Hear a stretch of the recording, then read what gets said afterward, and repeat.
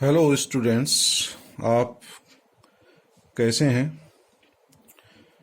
आज मैं आपको fundamental theorem of difference calculus क्या होती है इसके बारे में बताऊंगा। अंतरकलन की मूलभूत प्रमेय, इसका स्टेटमेंट तथा इसका प्रूफ करेंगे। कई बार एग्जाम में इसका स्टेटमेंट भी पूछ लिया जाता है 100 टाइप क्वेश्चन में, तो आपको स्टेटमेंट भी याद होना चाहिए और इसका प्रूफ भी आपको आना चाहिए। ठीक है, तो सबसे पहले मैं आपको स्टेटमेंट बता रहा हूं, इसका कथन क्या है इस अंतरकलन की मूलभूत प्रमेय का। यदि फलन एफ एक्स एन घात का कोई बहुपद हो तो उसका एनवां अंतर अचर होगा तथा इससे उच्च घात के यानी कि एन प्लस वनवां अंतर और एन प्लस टूवां एंड सो ऑन, इन सभी के अंतर के मान शून्य होंगे। यहाँ स्वतंत्र चर x के मान समान अंतराल के हैं। एक बार फिर रिपीट कर रहा हूं स्टेटमेंट को। यदि कोई फलन एफ एक्स एन घात का बहुपद हो तो एफ एक्स का एनवां अंतर nth डिफरेंस कांस्टेंट होगा। कितने घात का फलन है? एन घात का।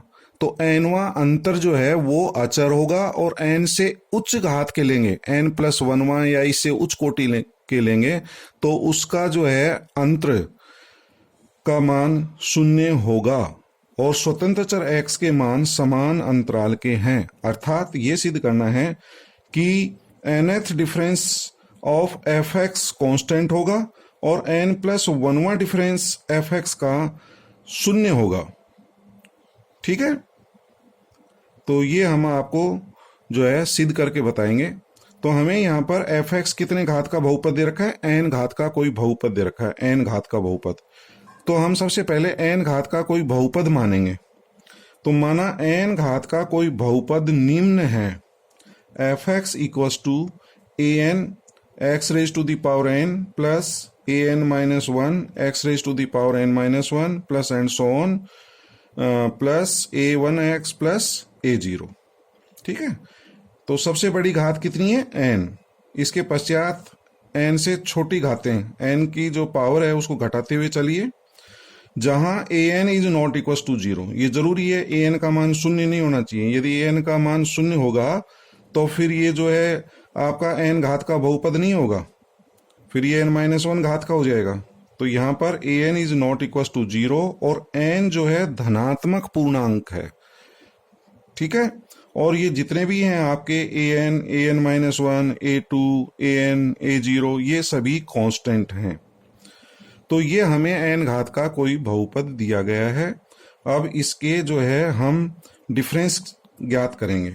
तो फर्स्ट डिफरेंस ज्ञात करेंगे पहले, डेल एफ एक्स। तो डेल एफ एक्स आपको पता है कि del F x is equal to f x plus h minus f x होता है। ये हम जो है पहले ही बता चुके हैं डिफरेंस ऑपरेटर। एफ एक्स हमने मान लिया एन घात का कोई बहुपद है। जब एफ एक्स आपको पता है तो इससे हम एफ एक्स प्लस एच का मान ज्ञात कर सकते हैं, एक्स के स्थान पर एक्स प्लस एच रखकर। तो एफ एक्स प्लस एच का मान ज्ञात कर सकते हैं। एफ एक्स यही हो जाएगा जो कि समीकरण नंबर 1 है। ठीक है, तो अब हम फर्स्ट डिफरेंस ज्ञात कर रहे हैं एफ एक्स का। तो del F x equal to f x plus h का मान समीकरण 1 से ज्ञात कर लें, एक्स के स्थान पर एक्स प्लस एच। तो एफ एक्स प्लस एच का मान रख दें, फिर माइनस एफ एक्स की वैल्यू जो समीकरण 1 में है ये मान इसमें रख दें। तो ये एफ एक्स प्लस एच का मान और एफ एक्स की वैल्यू रख करके आपका ये स्टेप प्राप्त हो जाएगा। ठीक है, फिर del F x equal to, फिर इसमें से जो कॉमन आ रहे हैं वो कॉमन ले लेंगे। ठीक, ए एन ये कॉमन आ रहा है तो x plus h raise to the power n ये आ जाएगा, फिर minus x raise to the power N plus a N minus one ये कॉमन ले लेना। फिर इसके पश्चात क्या बचेगा? X plus h raise to the power N minus one minus x raise to the power N minus one. इस तरह से आप जो है कॉमन लेकर के इसको सिंप्लीफाई कर लें, आपका जो है ना ये स्टेप्स आ जाएगा। ठीक है, अब इसको और आगे सिंप्लीफाई करना है तो ए एन तो एज इट इज आ जाएगा। अब ये x plus h raise to the power n है, इसका बाइनोमियल थ्योरम से जो है इसका एक्सपेंशन करेंगे, द्विघात प्रसार। तो द्विघात प्रसार आपको पता होगा कि x plus a raise to the power n का द्विघात प्रसार आप पढ़ चुके हैं। उस फॉर्मूले का यूज करके आप इसका एक्सपेंशन करेंगे x plus h raise to the power n का। तो क्या होगा, x raise to the power n plus n C one, x की पावर जो है घटती चलेंगी और h की पावर बढ़ती हुई चलेंगी।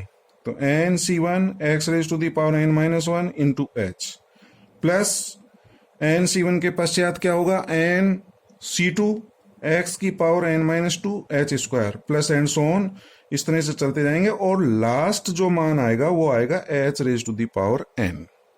ठीक है, x की पावर घटती चलेंगे और h की पावर बढ़ती हुई चलेंगे और लास्ट में जो इसका मान आएगा h raise to the power n minus x raise to the power n। तो x raise to the power n ये कैंसिल हो जाएगा, तो x raise to the power n cancel कर देना, इसके आगे plus a N minus one. इसी प्रकार से इसका भी आप बाइनोमियल थ्योरम से इसका एक्सपेंशन कर देना x plus h raise to the power n minus one का। तो वो क्या प्रसार होगा ये और बता देता हूं मैं, x raise to the power n minus one plus N minus one C one x raise to the power n minus two into H plus N minus one C two x raise to the power n minus three H square plus and so on.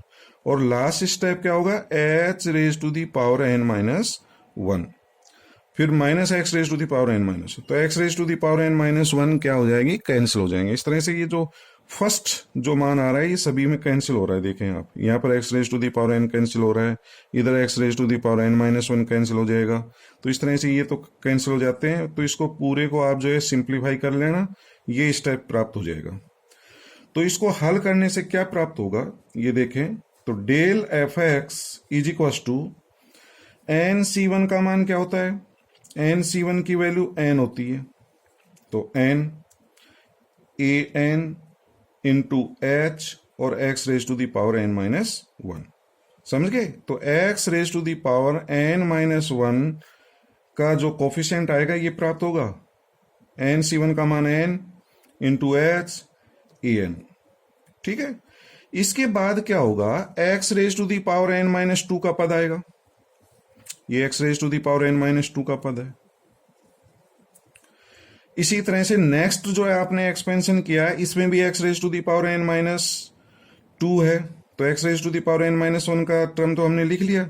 x raise to the power n minus two यहां से प्राप्त हो रहा है, x raise to the power n minus two यहां से प्राप्त होगा, ये तो कॉमन लिख लेना, तो x raise to the power n minus two. और फिर इसका जो कोफिशिएंट आएगा ये आएगा, x raise to the power n minus two का कोफिशिएंट ये प्राप्त होगा। इस कोफिशिएंट को, ये जो कांस्टेंट है, इसको एक नया कांस्टेंट सपोज कर लेंगे नेक्स्ट स्टेप में। इसको हमने जो है बी एन माइनस वन माना है, x raise to the power n minus two. तो पहला स्टेप क्या प्राप्त होगा, del F x is equal to first term जो है हमारी ये प्राप्त होगी एन ए एन एच और x raise to the power n minus one. तो यहां से सिंप्लीफाई कर लेना, x raise to the power n minus one का टर्म। इसके बाद x raise to the power n minus one के बाद किसकी टर्म आएगी, x raise to the power n minus two. तो x raise to the power n minus two, तो यहां पर दो पद प्राप्त हो रहे हैं, एक तो ये पद और एक ये पद। तो x raise to the power n minus two common ले लेना और उसके बाद ये जो ब्रैकेट बचा ये हमारा कांस्टेंट है। इस कांस्टेंट को एक नया constant b n minus one suppose किया गया है और into x raise to the power N minus two. X raise to the power N minus two के बाद किसकी टर्म आएगी, x raise to the power N minus three की term आएगी। और x raise to the power N minus three देखो first step में आएगा, सेकेंड स्टेप में आएगा, थर्ड स्टेप में आएगा और उसका जो भी कोफिशिएंट होगा उसको एक नया coefficient b n minus two suppose कर लिया गया है। इस तरह से अपन चलते जाएंगे, x की पावर घटती जाएगी प्लस एंड सो ऑन और लास्ट में क्या आएगा, b जो है ये हमारा n माइनस वन है, फिर n माइनस टू है, इस तरह से घटता हुआ जा रहा है। लास्ट में हमने सपोज कर लिया, सपोज करो b3, तो x की पावर कितनी आएगी, यहां आप देख रहे हैं एक एक अंतर आ रहा है सभी में। जब n माइनस वन है तो x की पावर कितनी आ रही है, n minus to. n minus two है तो x की पावर कितनी आ रही है, n माइनस थ्री। इससे एक कम, n माइनस टू में से एक माइनस करेंगे तो n माइनस थ्री। तो b3 इसमें से एक माइनस करो तो आपका एक्स स्क्वायर आएगा। b3 के पश्चात b2, तो इसमें से एक कम कर देंगे तो x की पावर 1 और लास्ट में एक कांस्टेंट प्राप्त हो जाएगा। तो जितने भी कांस्टेंट आएंगे, कांस्टेंट यहां देखो h की पावर n है, h की पावर n-1 है, a1h, इन सभी कांस्टेंट्स को आपने एक नया कांस्टेंट b1 सपोज कर लिया गया है। ठीक है, आया है कि नहीं समझ में? एक बार फिर समझ लो। यहां से इन सभी के एक्सपेंशन करने, x plus h raise to the power n, x plus h raise to the power n-1, सभी के एक्सपेंशन करने के बाद में फर्स्ट जो आपका स्टेप आएगा वो हमारा ये प्राप्त होगा, n(c1) का मान n, an से मल्टीप्लाई है an into h x raise to the power n-1, x raise to the power n-1 के बाद x raise to the power n-2 की टर्म आएगी और उसका जो कोफिशिएंट होंगे उनको एक नया कांस्टेंट सपोज कर लिया गया है bn-1 और x raise to the power n-2। तो इनमें से एक एक का डिफरेंस आ रहा है, इस तरह से आप जो है चलते जाएंगे और लास्ट में b1 आ जाएगा। तो हमें एक नया बहुपद प्राप्त होगा। इक्वेशन नंबर सेकंड मान लें, इसको क्या सपोज कर लें, सेकंड इक्वेशन मान लें। तो ये वैल्यू किसकी प्राप्त हुई, डेल एफ एक्स का प्रथम अंतर, first difference of F x प्राप्त हो गया। तो आप इस समीकरण 2 से देखें कि एफ एक्स का जो प्रथम अंतर है, एफ एक्स का जो फर्स्ट डिफरेंस है वो n-1 घात का बहुपद प्राप्त होता है। एफ एक्स का प्रथम अंतर कितने घात का बहुपद प्राप्त होता है, n-1। हमने एफ एक्स कितने घात का बहुपद लिया था, n घात का माना था। कितने घात का माना था, n घात का। उसका जो प्रथम अंतर निकाल रहे हैं, एफ एक्स का प्रथम अंतर, वो n-1 घात का प्राप्त हो रहा है। अब हम सेकेंड डिफरेंस निकालेंगे और आप देखेंगे जो सेकेंड डिफरेंस होगा वो n-2 घात का आएगा। कितने घात का आएगा, n-2 घात का प्राप्त होगा। तो एक सेकेंड इस डिफरेंस और ज्ञात कर लें, डेल्टा 2f(x). तो डेल्टा 2f(x) की वैल्यू जो है क्या होगी, डेल्टा 2f(x) की वो यहां से निकाल सकते हैं। Delta 2f(x) is equal to del into del f(x). तो डेल एज इट इज और डेल f(x), ये जो डेल f(x) है इसकी वैल्यू अपन इक्वेशन फर्स्ट से पुट कर देंगे। अभी डेल f(x) का प्रथम अंतर अपन ने निकाला था, ये समीकरण नंबर 2 में डेल f(x) की वैल्यू समीकरण 2 से जो है इसमें पुट कर देंगे। तो डेल f(x) की वैल्यू समीकरण 2 से यहां रख देना, ये समीकरण 2 से रख दिया गया है मान। ठीक है, अब इसका जो है ना फर्स्ट डिफरेंस निकालेंगे, डेल ऑपरेटर का मान निकालेंगे। तो n-an-h तो हमारा क्या है, कांस्टेंट है, तो ये कांस्टेंट तो हमारा डेल के बाहर आ जाएगा, n-an-h, और डेल x की पावर n-1। तो जो कांस्टेंट है उसको तो डेल से बाहर लिख लें, तो हमारा ये स्टेप्स प्राप्त हो जाएगा। अब इसके डेल ऑपरेटर का मान निकालना है, तो डेल ऑपरेटर आप जानते हैं F x plus h minus f x होता है। तो इसमें जो है हमने h जोड़ दिया, x plus h raise to the power n-1, चूंकि एफ एक्स प्लस एच होता है डेल एफ एक्स। तो x plus h raise to the power n-1 minus x raise to the power n-1 आ जाएगा as it is, plus bn-1। फिर इसका difference निकालना है, तो वही फॉर्मूले से निकालेंगे, f x plus h minus f x. तो पहले x plus h raise to the power n-2 minus यही आ जाएगा। इस तरह से सभी के डेल ऑपरेटर के मान लिख लेंगे, ये स्टेप्स प्राप्त हो जाएगा। इसके बाद फिर इनके प्रसार करने हैं आपको, जिस तरह से आपने पहले निकाला है इसका प्रसार करेंगे। क्या आएगा, x raise to the power n-1, तो x raise to the power n-1 यहां से कैंसिल हो जाएगा। फिर आएगा n-1 c1, कितना, n-1 c1 x raise to the power n-2 into h। तो इस तरह से इसका प्रसार ज्ञात कर लेना। x raise to the power n-1 cut जाएगा, इधर से x raise to the power n-2 इससे कैंसिल हो जाएगा, x raise to the power n-3 की टर्म इससे कैंसिल हो जाएगी। तो इसको हल करने से क्या प्राप्त होगा वो देखें, n एज इट इज आ जाएगा, an भी एज इट इज आ जाएगा, h भी एज इट इज आ जाएगा। जब इसका प्रसार करेंगे x की पावर n-1 तो कैंसिल हो गया, n-1 c1, n-1 c1 का मान n-1 होता है, इंटू x की पावर n-2 आएगा, x की पावर n-2 इंटू एच, तो वो जो एच आएगा उस एच से मल्टीप्लाई होकर के एच स्क्वायर हो जाएगा। ठीक है, तो ये एक्स की पावर n-2 की टर्म हुई। एक्स की पावर n-2 के बाद किसकी टर्म आएगी? एक्स की पावर n-3। तो एक्स की पावर n-3 यहां से भी आएगा, आगे वाले पद से भी आएगा, तो x raise to the power n-3 common ले लेंगे और उसका जो भी कोफिशिएंट आएगा उसको एक नया कांस्टेंट cn-1 मान लिया। जैसे पहले वाली स्टेप में अपने क्या माना था? पहले bn-1, इसमें cn-1 मान लिया। और x raise to the power n-3, आप देख रहे हैं इसमें दो दो का डिफरेंस आ रहा है, n-1 और n-3 में। इसके बाद cn-1 के बाद में cn-2 और x की पावर कितना आएगा? 2 का डिफरेंस n-4। इस तरह से अपन चलते जाएंगे and so on. c3 x की पावर 2 का डिफरेंस 1 आ जाएगा और प्लस कांस्टेंट। यहां पर ये जितने भी लिए हैं cn-1, cn-2, c3, c2, ये सभी हमारे अचर हैं, कांस्टेंट हैं। तो ये हमारा सेकंड डिफरेंस प्राप्त हो गया, fx का द्वितीय अंतर प्राप्त हुआ। और fx का द्वितीय अंतर एक बहुपद प्राप्त हो रहा है। आप समीकरण 3 में देखें, एक बहुपद है, कितने घात का बहुपद है? तो इसमें x की सबसे बड़ी घात देखो क्या है। तो यहां यदि हम देखें x की सबसे बड़ी घात n-2 है, तो ये n-2 घात का बहुपद है। तो इस तरह से जब हमने सेकंड डिफरेंस निकाला, fx का द्वितीय अंतर, वो n-2 घात का बहुपद प्राप्त होता है। तो समीकरण 3 से स्पष्ट है कि fx का द्वितीय अंतर n-2 घात का बहुपद है। तो प्रथम जब अंतर निकाला था वो कितने घात का अंतर आया था? प्रथम अंतर n-1। द्वितीय अंतर कितने घात का आ रहा है? n-2। यदि इसी तरह से हम तृतीय अंतर ज्ञात करें, fx का थर्ड डिफरेंस ज्ञात करें, तो वो कितने घात का प्राप्त होगा? n-3 घात का प्राप्त होगा। ठीक है, तो थर्ड डिफरेंस जो है, तृतीय अंतर n-3 घात का प्राप्त होगा और चतुर्थ अंतर,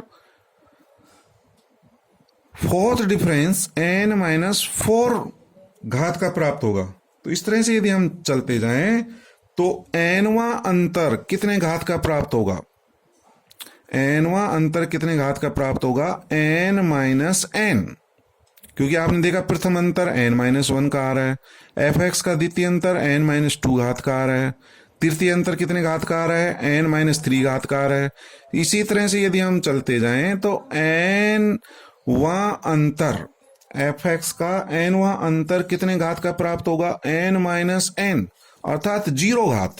और किसी की घात 0 होती है तो उसका मान क्या हो जाता है? 1। तो इस तरह से आप देख रहे हैं कि n-वां अंतर जो है हमारा कांस्टेंट प्राप्त होगा। क्यों? x की घात कितनी आ रही है? n-n, 0 घात का, और किसी घात 0 होती है वो क्या होता है? 1 होता है। तो इस तरह से यदि आप देखें तो fx का n-वां अंतर हमारा क्या प्राप्त होगा, उसका मान कितना होगा वो अपन देखें। देखिए सेकंड डिफरेंस कितना प्राप्त हुआ? n-1 an h की घात 2 x की पावर n-2, और x की पावर घटती जा रही है। तो इसका n-वां डिफरेंस ज्ञात करेंगे तो वो कितना आएगा? n-1 n-2। थर्ड डिफरेंस में कहां तक आएगा? n-2 तक। कहां तक आएगा? n-2। फोर्थ डिफरेंस निकालेंगे तो n-3 तक आएगा। तो इस तरह से चलते जाएं तो n-वां अंतर आएगा n-1 n-2 and so on, और लास्ट जो मान आएगा वो क्या प्राप्त होगा? 3 2 1। 1 पे क्यों खत्म होगा? आप देखिए ये n-1 आ रहा है। सेकंड डिफरेंस क्या आ रहा है? सेकंड डिफरेंस का मान n-1, 2 पद आ रहे हैं, एक n से स्टार्ट हो रहा है और n-1, 2 टर्म आ रही है। n-1 पे खत्म हो रहा है। ये कितने पे खत्म हो रहा है? n-2। थर्ड डिफरेंस कहां तक आएगा? 3 पद आएंगे, n-1 और n-2। तो थर्ड डिफरेंस n-2 तक आ रहा है, मतलब जितने घात का पद होता है, 3 घात का पद है तो n-2। और फोर्थ डिफरेंस कहां पर आएगा?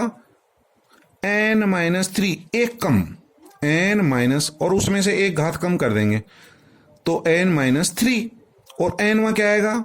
n- और एक घात कम करेंगे तो n-1। नहीं समझे?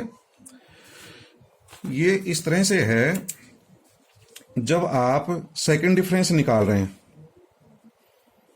तो वो आ रहा है n-1 तक सेकंड डिफरेंस। थर्ड डिफरेंस करेंगे तो n-1 n-2, 3 पद आ गए n-2 तक। और फोर्थ डिफरेंस निकालेंगे तो कहां तक जाएगा? n-1 n-2 n-3, मतलब n- जो भी डिफरेंस निकाल रहे हैं उससे एक कम। तो इस तरह से n-वा क्या होगा? n-1 and so on n-, तो n-वा अंतर निकालेंगे तो उसमें से एक कम घात n-1, तो ये n तो इससे कट जाएगा और ये प्लस हो जाएगा, 1 तक आएगा। तो इस तरह से ये प्राप्त होगा n-1 n-2 अप टू 3 2 1, ठीक है। और an, अब h की पावर देखें, जब आप सेकंड डिफरेंस निकाल रहे हैं तो h की घात 2 आ रही है। थर्ड डिफरेंस निकालेंगे तो h की घात कितने आएंगी? 3 आएंगे। चौथा निकालेंगे तो h की घात कितने आएंगी? 4 आएंगी। और nवें डिफरेंस में कितनी आएंगी? h की पावर n।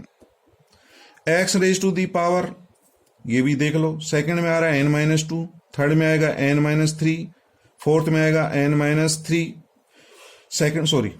सेकंड में आ रहा है n-2, थर्ड में n-3, और इसमें आ जाएगा n-n, और x की पावर ये 0 हो जाएगा। और x की पावर 0 का मान क्या होता है? 1 होता है। कितना मान होता है x की पावर 0 का? 1। तो इसको हम क्या लिख सकते हैं? n-1 n-2 अप टू 3 2 1, ये हमारा फैक्टोरियल n का मान होता है। किसका मान होता है? फैक्टोरियल n, an और h की पावर n, और ये x की पावर 0 का मान 1। तो ये आपका nth डिफरेंस हो गया, fx का nवा अंतर। तो fx का nवा अंतर देखिए, ये कांस्टेंट आ रहा है, इसमें कोई भी x का पद नहीं है, पूरा कांस्टेंट है, ये अचर प्राप्त होगा। तो आपको यही डिफरेंस, यही आपको प्रूव करना था कि fx का nवा अंतर अचर होगा। तो हमारा fx जो है n घात का बहुपद था, तो n घात का बहुपद है तो उसका nवा अंतर अचर प्राप्त हो रहा है। अब यदि इसका हम n+1वां डिफरेंस निकालें, कौन सा डिफरेंस निकालें? n+1वां डिफरेंस निकालें fx का, तो मैं इसको लिख सकता हूं del into del n fx। Del n+1 को क्या लिखा जा सकता है? Del into del raise to the power n fx। और इसकी वैल्यू जो है हमें पता है, अचर प्राप्त हुई थी, उस अचर का मान क्या है? Del factorial n an h raise to the power n, ये पूरा अचर है। और किसी भी अचर के डेल ऑपरेटर का मान क्या होता है? 0 होता है। ये हमने प्रॉपर्टी बताई थी। यदि हमारा ये अचर फलन हो तो उसके डेल का मान क्या होता है? 0 होता है। तो इस तरह से n+1वां डिफरेंस जो है fx का n+1वां अंतर क्या होगा? 0। यही हमें सिद्ध करना था। जब ये 0 है तो इसके आगे के जो डिफरेंस होंगे n+2वां डिफरेंस, ये सभी 0 होंगे। तो यहां ध्यान रहे, यदि fx n घात का बहुपद है, कितने घात का बहुपद है? n घात का, तो उसके आप ज्यादा से ज्यादा n डिफरेंस ज्ञात कर सकते हैं। कितने डिफरेंस ज्ञात कर सकते हैं? n। और वो nवां डिफरेंस जो आएगा वो हमारा कांस्टेंट हो गया, और उससे ज्यादा यदि डिफरेंस निकालेंगे तो उसका मान 0 होगा।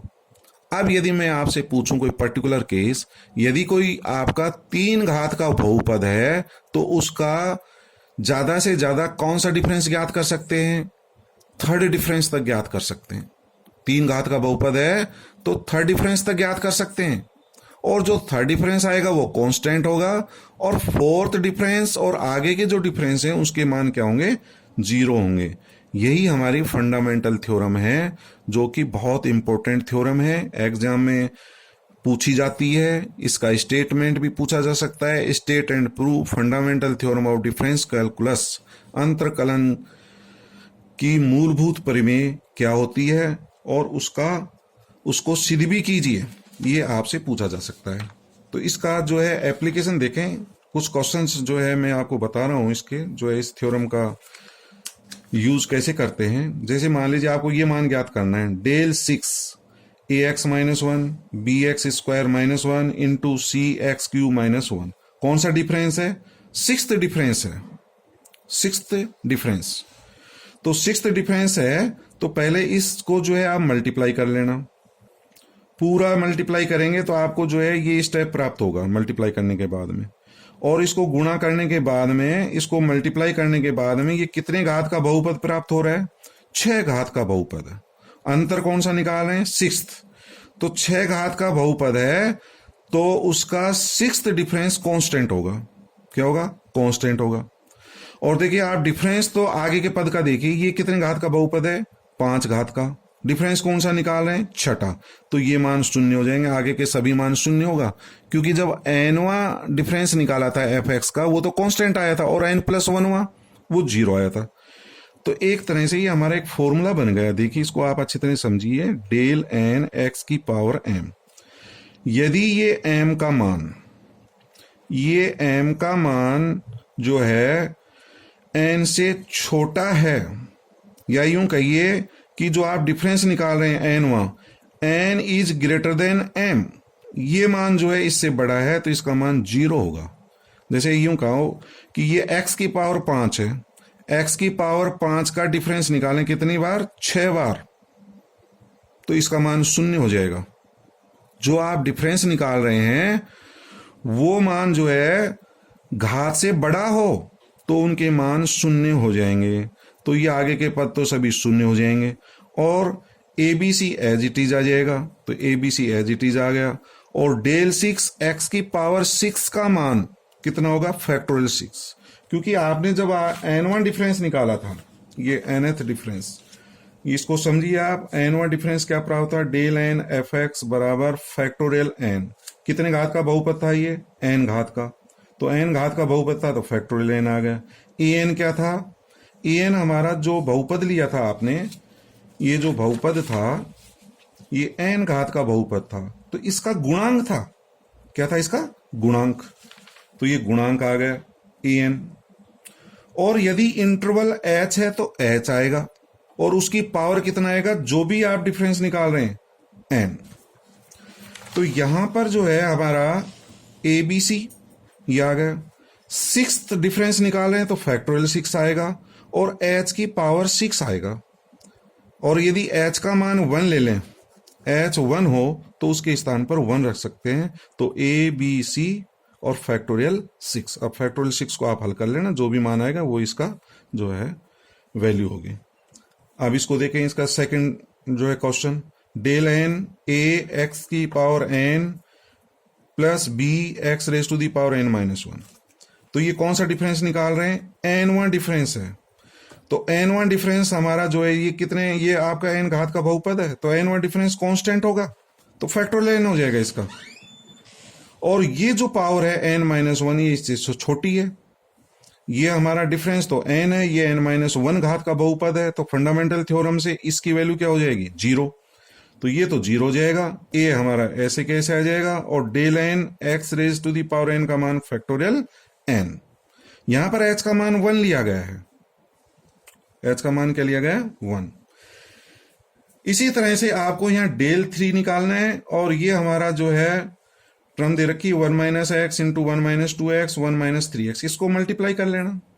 जब इसको गुणा करेंगे तो सबसे बड़ी x की घात कितनी आएगी?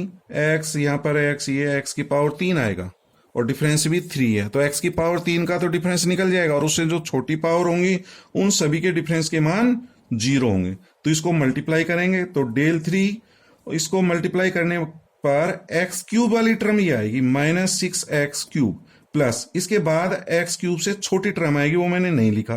क्यों नहीं लिखा? इससे जो छोटी टर्म वाले मान जो आएंगे उसका मान 0 होना है, क्योंकि आप थर्ड डिफरेंस निकाल रहे हैं। कौन सा डिफरेंस निकाल रहे हैं? Third difference. और जब x2 जो 2 घात वाले का आप डिफरेंस निकालेंगे तो वो सारे 0 हो जाएंगे, तो आपका x3 वाले का ही आएगा, तो माइनस 6 एज इट इज आ जाएगा। और डेल 3x की पावर 3 का डिफरेंस क्या होगा? फैक्टोरियल 3, तो फैक्टोरियल 3 आ जाएगा, बाकी के सभी 0 हो गए। फैक्टोरियल 3 का मान क्या होता है? 6। तो इसको मल्टीप्लाई किया माइनस 36।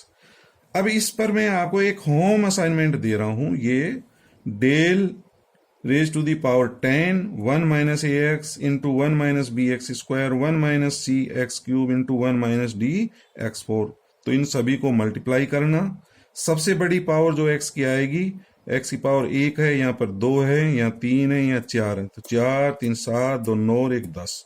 तो जो x की पावर 10 आएगा उसका तो आप डिफरेंस निकालेंगे और उससे छोटी पावर आएंगी, उन सभी के मान क्या हो जाएंगे, शून्य हो जाएंगे।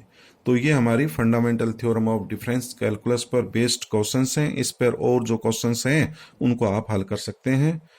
ठीक है, तो मेरी समझ से आपको fundamental theorem of difference calculus समझ में आ जाने चाहिए कि fundamental theorem of difference calculus क्या है। मैं लास्ट में एक बार फिर आपको रिपीट कर देता हूं कि यदि एफ एक्स एन घात का बहुपद है तो उसका एनवां अंतर कांस्टेंट होगा और इससे उच्च कोटि के अंतर के मान जो है शून्य होंगे, जहां पर स्वतंत्र चर x के मान जो है समान अंतराल के लिए गए।